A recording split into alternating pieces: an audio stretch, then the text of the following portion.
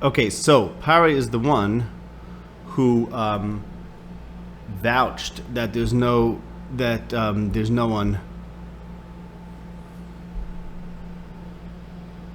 like Yosef. So what he's saying that there's Ish Asher Kamoini, he's calling upon Pari's a great praise of him, that he's a special person. Therefore, what follows from that is Yehuda's remark in the beginning of Parashat Vayigash, Ki chamoicha kefare, because the fact that Yosef's stature is affirmed by Parai, and that's who he's calling upon to say he's an important person, puts him into Parai, firmly into Parai's camp, and makes him equal to Parai Kamoini. So if he says Ish Asher Kamoini, then he is Kamoi Parai. Okay, now remember the pasuk in Keheles said Ein Deres Derech Haruach, and therefore you don't know what God is going to do either, who does everything. So here in this pasuk, he's charging them with lacking das, of the fact that he's someone kamoini is going to menachesh. Someone kamoini is the ish asher ruach. Ish asher kamoini is the ish asher ruach elikim bay, and they don't know the derech haruach. They don't know. Didn't you guys realize that I have the ruach? Of course, that brings us back to the beginning of Miketz. If you remember the shurim over there about the eastern wind, and Yosef is the ruach. So that's the ish asher kamoini. That's the ruach. I think we spoke about then also the atzomos, about the malaya, the bones in a full stomach that were unknown, is that the thin cows swallowed up the fat cows, and the bones were not visible, even though their bellies were full. So there's something which is not the subject of das, something that's strange or unknowable, unrelatable. And Yosef then is the one who can interpret it, and Yosef stands for the ruach. So the Ish Asher Kamoini is Yosef, who's the Derech HaRuach. Okay. Yehuda responds, Vayomer Yehuda manoim ala Adoni uman edaber uman tzadok. Now, I want to just remind you that earlier there's a focus on the Dvarim Ha'eleh, in Pasuk Vav and Zayin. Tell him the Dvarim Ha'eleh, and they said, we wouldn't do Kadavar Hazeh, because there's a question about Dibur. There's a question about who has the words, because the whole story starts with a Dibur Ra. Dibur Ra is the opposite of the Davar HaToiv. Davar HaToiv is what the Nevi'im do. They say the good thing, the good word. And Yosef's argument, Yosef's machlokes with the brothers, is that he believes that one cannot have Dibur, one cannot say clearly what is right and what is wrong. Sometimes we think something is wrong, but it's really right, and the reverse, and therefore we can't have Dibur. And they ultimately admit by saying Man noimar, man edaber, man tzadok. We spoke about the tzaddik too. We'll leave that for now. Okay, basically they're admitting that they're not Nevi'im. So Yehuda says here, as we mentioned, that this is a divine revelation. This is from God. This is nobody stole a Gevia, but God planted it there, and because there's a guilt, that's a collective guilt of all of us. Again, we have this business of Asiya. But wait, let's just read this on.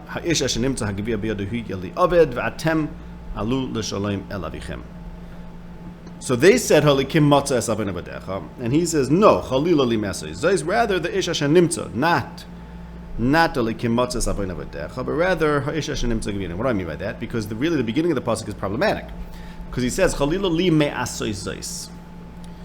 Now this is shver because, so on the one hand, there's this whole focus on Asiya, but the whole focus on Asiya is, as the pasuk says in Keheles,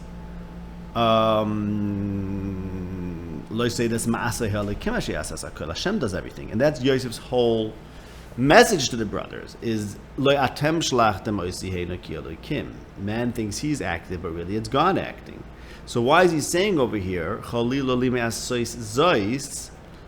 Yehuda just said it's not us, it's not, we didn't do anything, you're not doing anything, it's God. And here Yosef is saying, no, I won't do that. But we just said that it's God doing that. So you see this contrast that Yehuda said, and then Yosef saw, and it's God doing it, and he accepts the message of Mohammed as the message of Kol Ma'aseh Elokim Asher Yases HaKol. God does everything, and he says, you're right, God is doing this as well, and here's what he's doing. Now you could argue in pshat of what he's doing. Yehuda said pshat and what he's doing is that God is revealing the sin of us all. And you could say, no, he's only revealing the sin of the one he found. Fine, but that's not what Yosef says. Yosef says, I wouldn't go ahead and do that. Now, he's taking agency over here. But the whole point of his message is that it's not man that's acting, it's God. So what's going on over here? This undermines the whole message, the whole Yosef's message, which is that's not me, but God. Now, the truth is, if you ask a question, who's doing this to them, God or Yosef, right? And the truth, meaning because we know Yosef planted it. So what they thought is that God is doing it. But in truth, that Yosef planted it, what is this business of saying it's God? Is it Yosef or is it God? Well, everything a person does is God. Yeah, but Yosef is the one who chose to plant it there, right? So the answer is that Yosef is able to do what God is doing. So in other words, we know that Yosef is acting here, and we know that Yosef is the one. Of course, if Yosef wouldn't have planted the Gavia, it wouldn't have been found. Nonetheless, his whole message is, it's not, what are you guys doing? Look, God does everything, and they accept that. And then Yosef jumps in and says, yeah, I'm doing it. Which follows then, that Yosef can do what God does. Okay, that's what follows here in Cheshbin. This is what we have to say, and I'm going to show you what the side is, that Yosef's big side is a little different than we thought till now. It's not that man is not active, rather God is. It's that man can be active together with God. Okay, sort of not the opposite of what we're saying Tina, but hold on. And the side is revealed. But that's what you see. See how that's happening? That on the one hand, that point should be clear. On the one hand, he tells them, "What are you doing? You don't know anything. How come you're acting so ignorantly?" And that takes us to the pasuk in Keheles that says, "We don't know nothing. God does everything." And the Yehuda Taka continues in that vein and says, "This is God doing it." And then Yosef says, "I'm not going to do such a thing, but it's not you, it's God." The answer is, and again, I want to leave to the middle point over there. It's a funny thing to say it's God when we know that Yosef framed them. But it must be then that Yosef and God are the same, are identical. Yosef's activity is God's activity. Now, I'll explain to you why, and this is on the basis of Mishlei, Perek Chav Gimel. Perek Chav Gimel, the end of Perek Chav Gimel through Chav Dalet. So to remind you, what's the end of Perek Chav Gimel? Starting from Pasuk Chav Tes. Mishlei Perek Chav Gimel Pasuk Chav Tes. It talks about all the terrible things that happen to people who stay up late drinking wine. Remember, here we had a drinking party. And then Pasuk Lamed Aleph says, don't look at the wine, don't put your eye at the kais, which I think is that's the nichush of the Gavia, is, I forgot the word already, scrim, something like that. Okay? Which means to look at the wine in the kais, and somehow divine the future, and then eventually it becomes like a nachash. This is pasuk lam beis. That's nachash yenachash yesher kamoini. And next pasuk enecha yiru zoros v'libcha yidaber tapuchais. We showed from another place, I think it was in Mishlei, if I remember correctly, that Yosef is the man of tapuchais because he claims ra is toiv and toiv is ra. And that's associated with the wine, which at the wine party, he says, Lo mishalamtem, after the wine party, Lo mishalamtem ra tachas toiva. Meanwhile, he was the one who originally started the whole thing, about a dibara, as we discussed. And that's associated with wine. And notice the pasuk says, Einecha yiru zarais. Einecha yiru zarais. Your eyes see zarais. Remember that we spoke a lot about this. We'll get back to this tonight. Haboker oyer is an important pasuk. It's like, oh, it's light outside, and now they're in illumination, they're in a good state. And here it's saying, when you drink wine, you don't see things clearly. Instead, you're enecha yuzaros and tapuchais, and they'll hit you, and you won't know it. Bal yodati, okay, halo yodatim ki nachish yinachish kamoini. And then Perek Chav Dalet continues with avoiding the people of evil. who are out to get you.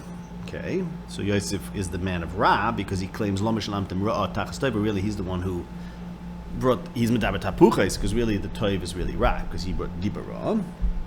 And now, look at these psukim. This is Chav Dalid, Yud Aleph through Yud Dalid. I'm going to argue that all these psukim reveal the secret, Yosef's message that's in the last pasuk of Miketz. He finally reveals what he's really up to, essentially, in this last pasuk, where he talks about him doing what Hashem is doing. Okay, so let's look at these psukim. First, I'll show you the associations with our parsha, and then I'll put it all together. I want to first, so you have to just keep track of the associations, because I want to show you how it's compelling that this is talking about our parsha, and then we'll do the meaning, especially because I'm going to read it in a certain way in light of our parsha, which is not necessarily clear in and of itself. Okay, but let's go straight into the psukim. Let's go. Pasuk Yudal. Pasuk Yudal. Hatzil lekuchim lamavis umotim lahagim tachsech. So if someone is going brought to death, you should save him. Okay. They offered to kill, that the person by whom the Gebi is found should die, and Yosef said, no one's dying. Kisoy mahin lo yadanu zeh. Maybe you'll say lo yadanu zeh. We don't know this. So it's something about, sounds like it's saying, okay, you might claim ignorance about the person's innocence, or ignorance about the fact that the person is being taken to die. And then it says, so don't say I don't know, because God reads your mind. So it sounds like it's saying, okay, you might deny knowledge of the fact that someone needs to be saved, but you should know Hashem reads your mind. Okay. And he's going to return what you deserve. Okay, fine. We have this theme about lo yodanu, right? Next. Echol b'ni dvash ki toiv v'neifes mochasek el chikecha. Eat dvash with ki toiv and neifes mosek. So this reminded me of the pasuk in Keheles, again in that parak that we keep on going back to in these psukim, the one that corresponds to Habaker Or, and that's the pasuk, two psukim after the one we started with before. That's in Parak Yud Aleph pasuk Zayin. It says, "Mosek ha'or v'toiv la'inayim le'eses hashomesh." Habaker Or, they're in a good place of toiv and mosek, and this is why the medrash on this pasuk of Habaker Or talks about the Or is called ki toiv, and it brings all these stories. And let's olam yetzi adam bechi toiv. We learn that from this pasuk about Habaker Or. And here it says in Mishlei, it also talks about toiv and ki toiv, even very important word ki toiv. Alakim is or ki toiv. And Masik. So seems to be a parallel. And here it's Devash. And you part of Yosef's Mishnah was Ma'at Devash. Okay? So eat Devash, which is Toiv and Masik. Kain Dei Chachma L'Nafshecha. Yosef is the man of Chachma. Imatzasa v'yesh achris. And then if you find that, everything's going to be good. Imatzasa, and we have Elikim Matzas Avan Avadecha and Shitzakim Tzahagavi Abiyodin. Okay. Last thing, and then I'll tell you what this all means. Shmuel Aleph Perik Yudalid Pasuk of Tes, we have Yonason who ate Ma'at Dvash and Oyru Einai, and his eyes lit up. So Dvash could light up the eyes, like Chachma Sodom Torah Panov, and here Dvash is a marshal for Chachma. Okay, so we have, again, we'll show you it's a long range kind of putting together psukim. You have this pasuk that talks about Dvash being Toiv and Masik, and it's a marshal for Chachma. In Koheles, you have the Or of the Shvatim Habaker Or. There it talks about the Or is Masik and Toiv. Yosef has his Chachma, and Yosef has his Ma'at Dvash, which is a Masha for Chachma. And the Ma'at Dvash also causes eyes to light up like Habaker Or. Okay, so you see the parallels. Now I want to tell you what I think the pasuk is saying over here. Going back to that key message over here in Mishlei. Key message in Mishlei is, if someone is being brought to die, don't say, I don't know, because God reads your mind. So again, the simple reading is, you can fool people and claim ignorance, but Hashem knows that you really know in your heart. I want to say the pasuk means like this. Pasuk means something much deeper. Kisoy marhein lo yodanu zeh. When you say lo yodanu, it's not just, it's not a lie. It's not that you're saying lo yodanu, but you really do know. And Hashem reads your mind. It's you really don't have das. But das means something that you can say. Das means some clarity, right? Das Hashem is associated with nevuah. That means if you're not holding by a state of by the level of declaring prophetically what you should do in a certain situation. So now what do you do? So in other words, the demand on a person to save people's lives is attenuated when we don't have nevuah. But you could say it that way, because you don't have that clarity of Das Hashem to know exactly what to do. So therefore, that might be an excuse.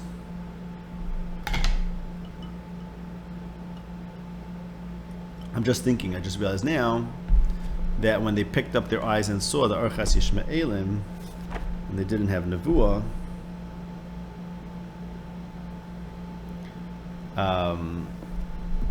okay, that they did save the person who was going to die in the pit. Okay, something to think about how that fits in.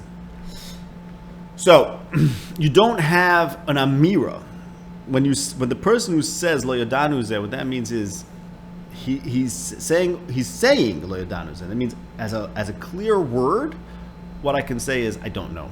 Should I save the person's life? Should I not save the person's life? So what do you do then? In other words, what do you do when you don't have that thing called das? Das means an intimate, clear familiarity associated with experience that you can say something and be certain about it. What do you do then? So how do you navigate a world without das?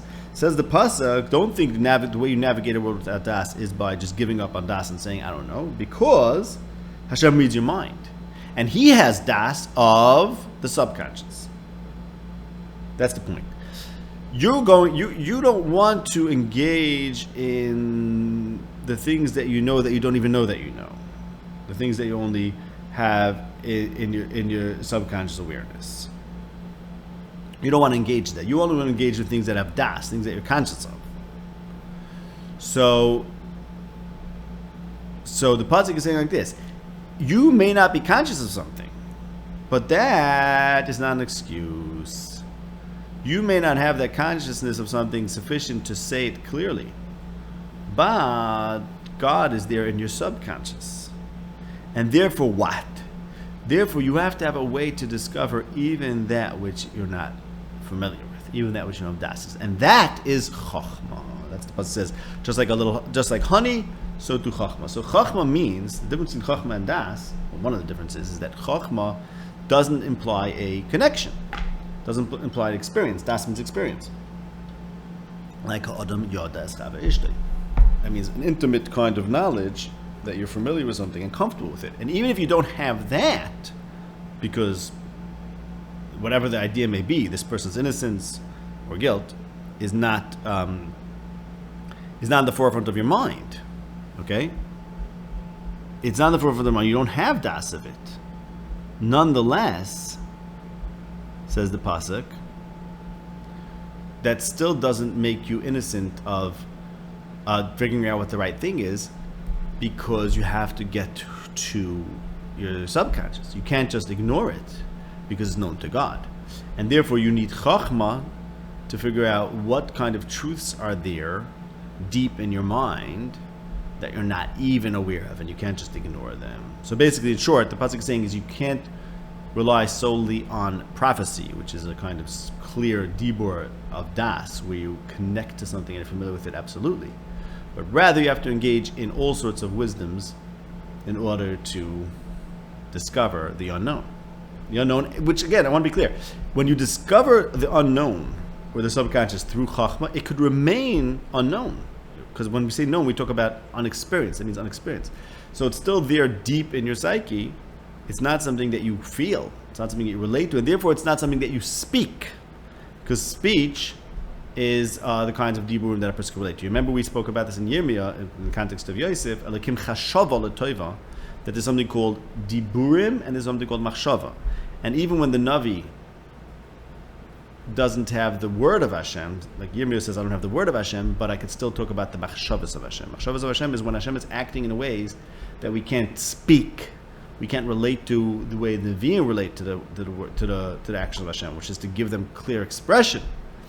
But nonetheless, we can divine that there's some deep machshava that is not understandable, but is nonetheless, although not understandable, I should say not relatable, is describable and can be mapped through the rules of Chachma. Call that statistics, call that the laws of psychology, the laws of science, etc., etc.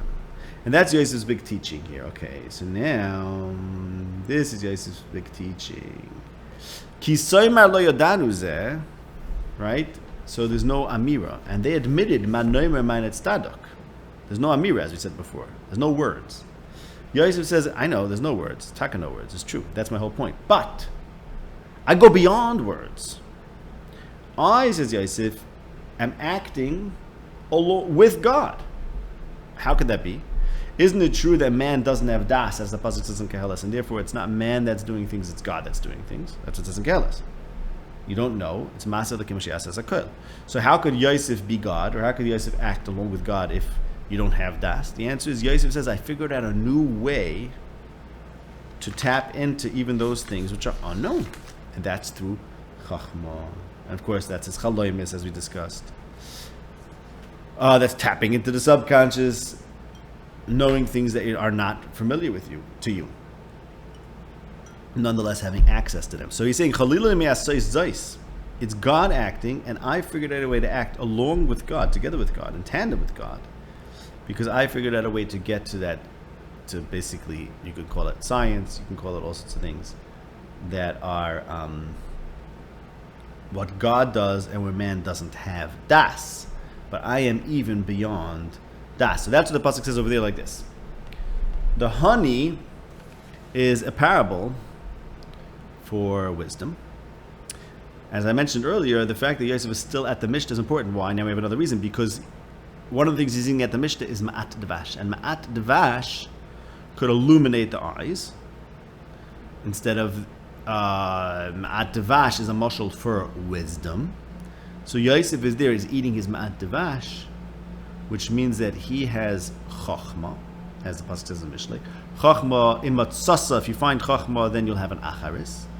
So instead of like kim matzah savena badecha, it's like he says, I am doing the same thing, because he's also maitzeh. He's maitzeh chachma. And the parallel to habayker or v'anashim shulchu, habayker or, so it says about the pasuk habayker mesuka shna, umasay ka'or. They're in illumination, and Yosef has a different kitoiv and masik, and that's the dvash, and those two are parallel because it says that Yonasan ate the dvash and oyru einov.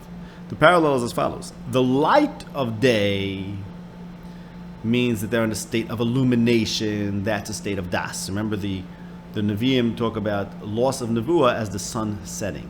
So when the sun rises for them, it's like, they're good, they're back to Nevuah. Yosef is the man of darkness, as we discussed the previous year.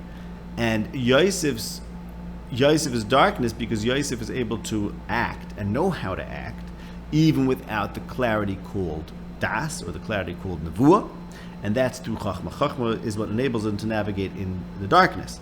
So therefore, corresponding to Habayker Or, Umasik Or, V'toiv L'einayim L'sashomesh, there's Echol Devash Ki Toiv V'noifis Masik, which is a Mashal for Chachma, and that is an alternative to the light of the day. Okay? Either a person has to have Das and Ruach HaKodesh, or he has to have Chachma. So again, just to wrap it up, the whole psukim, the last 3 psukim really, the argument is as follows.